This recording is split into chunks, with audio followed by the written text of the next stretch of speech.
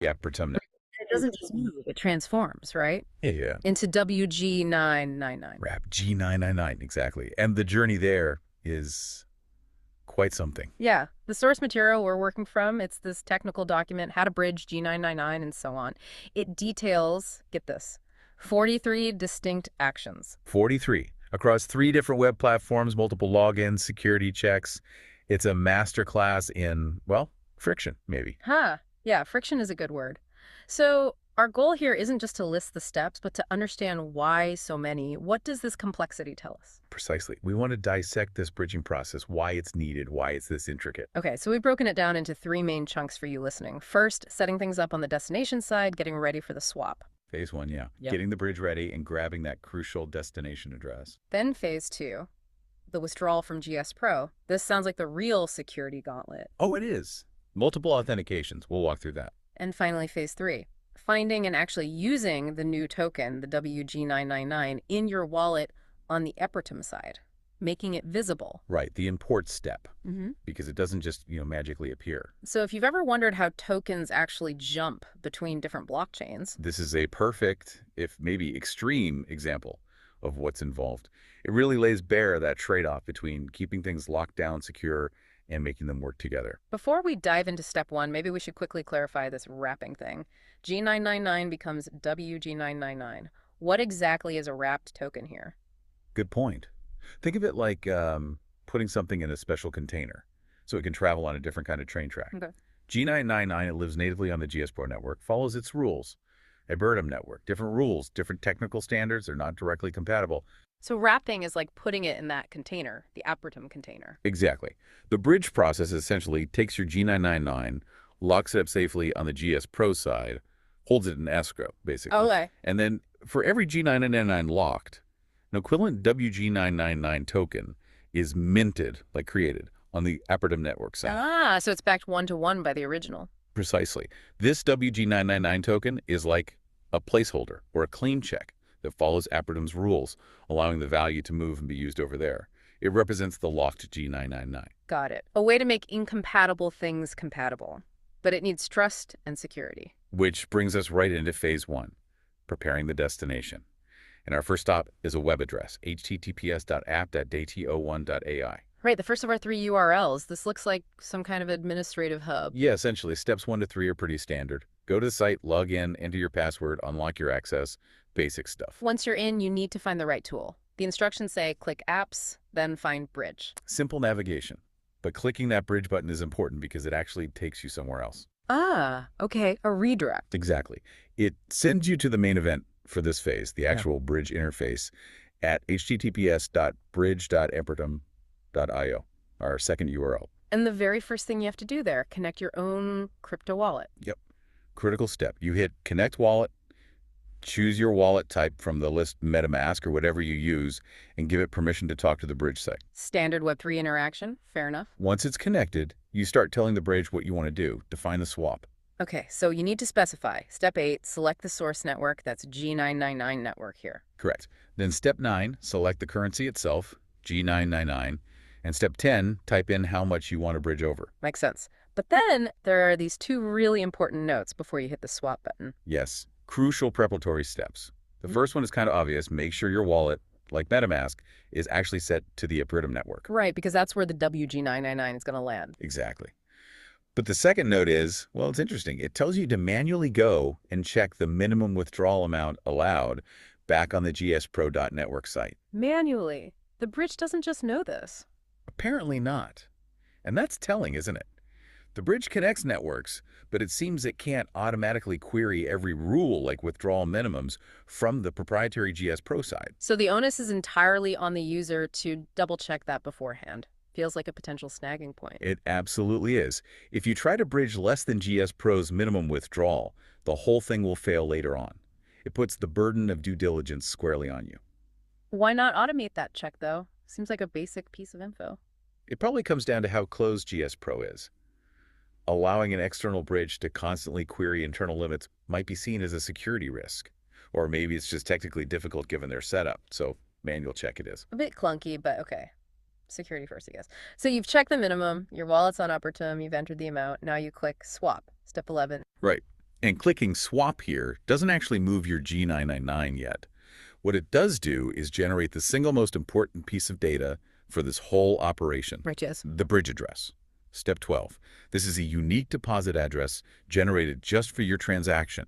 It's where you need to send your G999 from GSPro. Ah, okay. So the bridge basically says, send the funds here.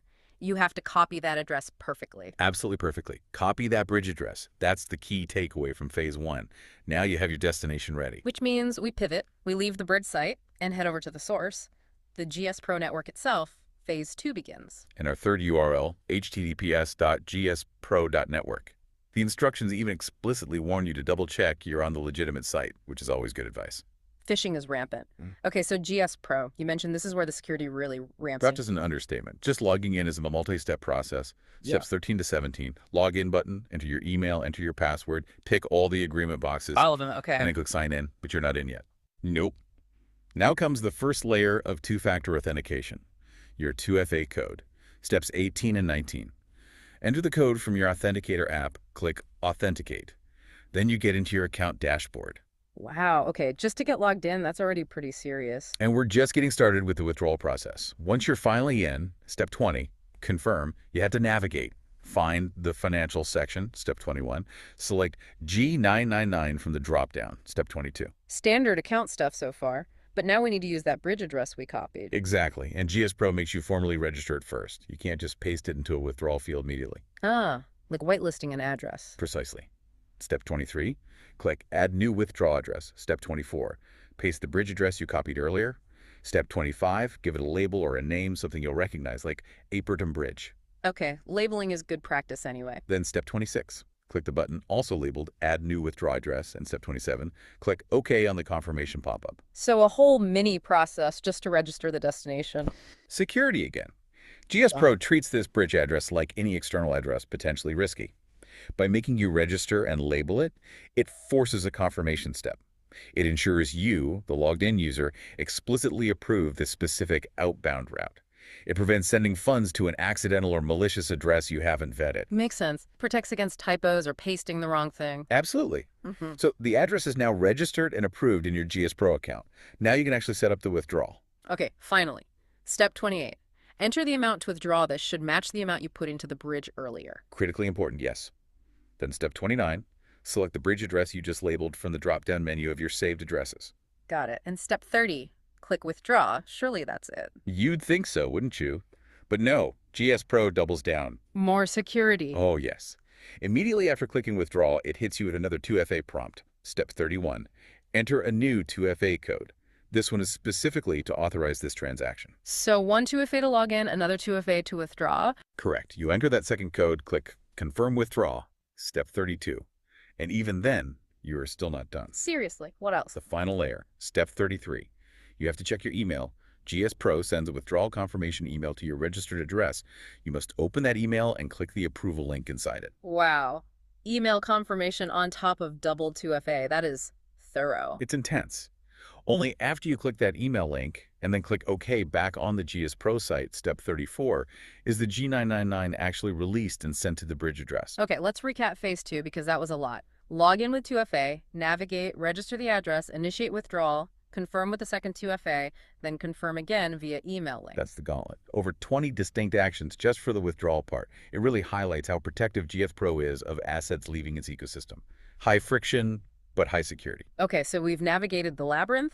The G999 is sent. The bridge locks it up. The equivalent WG999 should now exist on the Apertum network. But if I look in my wallet right now, It's probably not there, or rather, it's on the blockchain associating with your address. Yep. But your wallet software doesn't automatically know to display it. right, it doesn't track every single possible token automatically. Exactly. Which brings us to phase 3.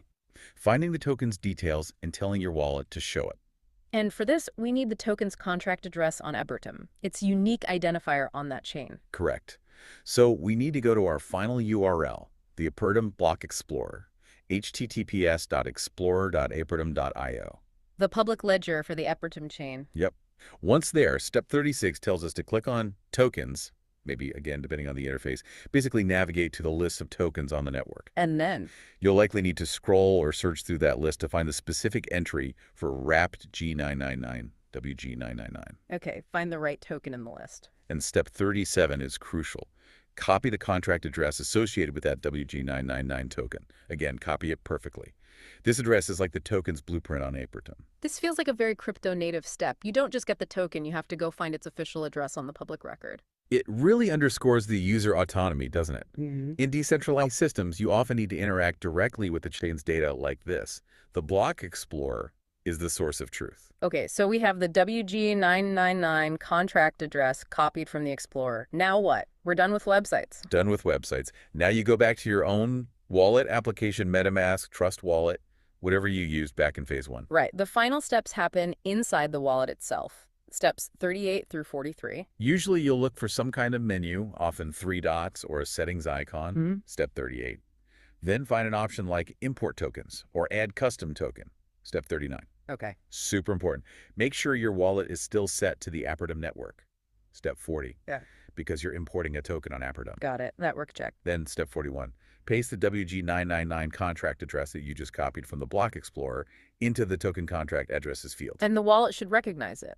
Ideally, yes. It should automatically fill in the token symbol, wG999, and the decimals of precision. That confirms you've got the right address for a valid token on that network. Nice. And then? Just follow the prompts. Click Next, or Add Custom Token, step 42, and then finally click Import, step 43. That should be it. That should be it. After all that, the wG999 balance should now appear alongside your other assets on the Apertum network within your wallet. Success. Wow. Okay. 43 steps, 3 websites, multiple logins, password, 2FA, another 2FA, email confirmation, copying addresses, navigating explorers, importing tokens, just to move value from G999 to wG999. It's quite the journey, isn't it, when you lay it all out like that? It really highlights the technical hurdles involved in making different blockchain systems talk to each other securely, especially when one is quite closed off like GSPro. That complexity isn't just random clicks, though. You've pointed out how each stage, especially the GSPro part, is a deliberate security layer. Absolutely. The friction is a feature, not a bug, from GSPro's perspective. It ensures intent and verification at multiple points before an asset leaves their control.